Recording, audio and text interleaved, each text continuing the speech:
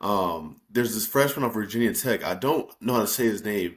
Someone from overseas, but we gotta highlight him. He had 37 points against Providence in an overtime game. Like we were just kind of talking before this call, Virginia Tech hasn't really been that great of a team these past few years, but he looks like somebody that can kind of, carry them to the promised land, it's seeming like an ACC. So, uh, yeah, give us a little bit more insight of this freshman. 6'9", Yeah. he plays No, on the he's ball, plays in the pick and roll.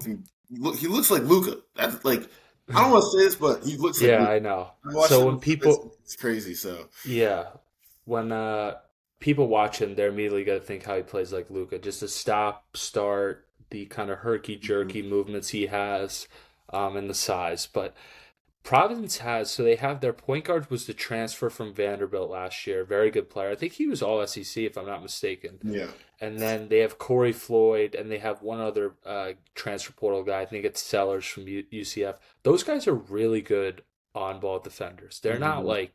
They're not an easy matchup, and he just dominated them. He was getting whatever he wanted, and Providence is a team that they could be on the bubble, maybe get in the tournament this year. So it's not like they went against you know some terrible Crazy. team. And it's his first college game, and it looked like it was a walk in the park. Yeah. I He was the one guy, I'm going to be honest, this whole weekend I was like, why is he in college? Right. Yeah. And Yeah. think about how we had Koa Pete, AJ had a solid game. Obviously, there's Darren Peterson, Camp Boozer. I was like, wow, like Yeah. he is something else. So it'd be interesting to see because you know Virginia Tech. I would say they probably don't have the talent that the top other two, two or three, four teams in the ACC have.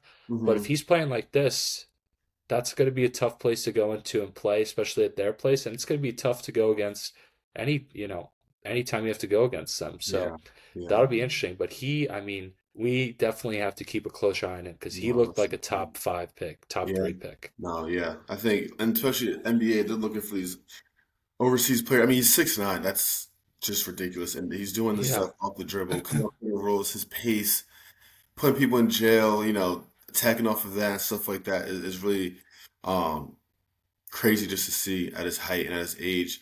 Coming from overseas, I think, just a whole different type of game. And I think, college, a lot of times for the overseas players, is a little bit tougher for them because it's way less space and kind of overseas more of like the NBA game where it's more movement, less like set plays.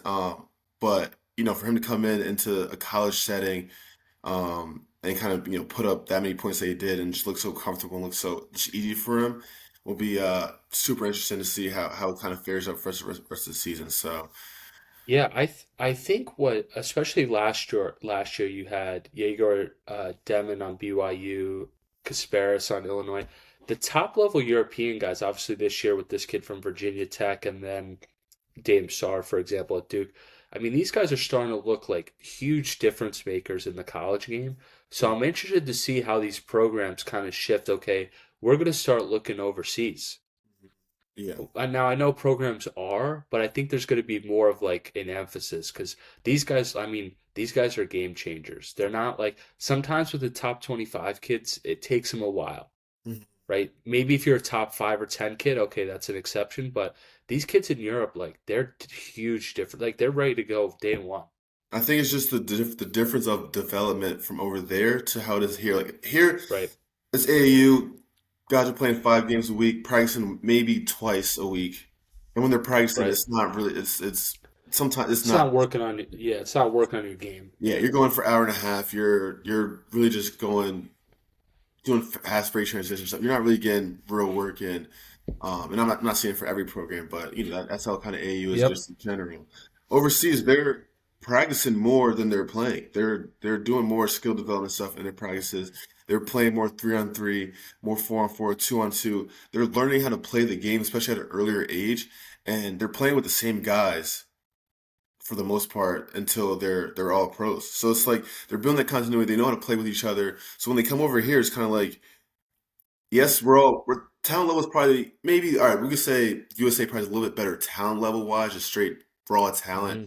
but they kind of have that IQ and that know how to play with other players, know how to run a system, and play off of that, and kind of just make everything kind of natural stuff like that. So I would not be surprised if um college coaches just making an emphasis like, yeah, we're going transfer portal, but probably first. Second thing is we're going internationally, and then the last thing we're going to see is these high school players. And I think that's even worse for these guys coming out of high school because you're already going against, like Patino said, we're not even trying to recruit out of high school. It's like um, we're going for these transfer portal guys who are older, more experienced. And I think as for high school players, it's I think that should take a huge look into the way that you train. Is over here is straight just ball handling work, trying to get these combo moves, trying to get downhill, get to the tough shots. But it's like you don't really need that. You don't need that. How many guys in college basketball are doing that?